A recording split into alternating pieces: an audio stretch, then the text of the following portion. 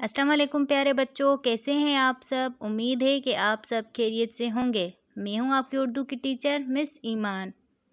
आज हम सीखेंगे हुरूफ बे को कैसे लिखा जाता है। तो बच्चों, आज हम सीखेंगे हुरूफ बे की लिखाई। लेकिन उससे पहले हम देखेंगे हुरूफ बे से क्या आता है। बे से बिल्ली, बे से बिल्ली। तो आइए हम शुरू करते हैं लिखना। शुरू करेंगे हम इस छोटे से नुक्ते से, फिर सीधा नीचे आएंगे, हल्की सी टेढ़ी कश्ती बनाएंगे, फिर सीधा जाएंगे, ऊपर दूसरे नुक्ते से मिलाएंगे। ये हमारा क्या हो गया, हुरूफ बे। छोटा सा नीचे से हम नुक्ता देंगे। ये क्या हुआ, बे। बे से बिल्ली।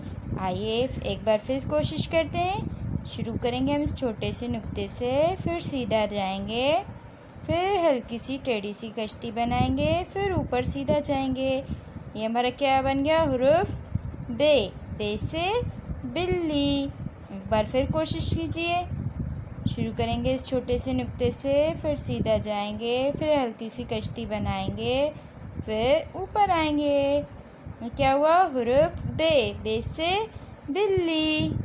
शुक्रिया वीडियो देखने के लिए। खुदा हाफिज़।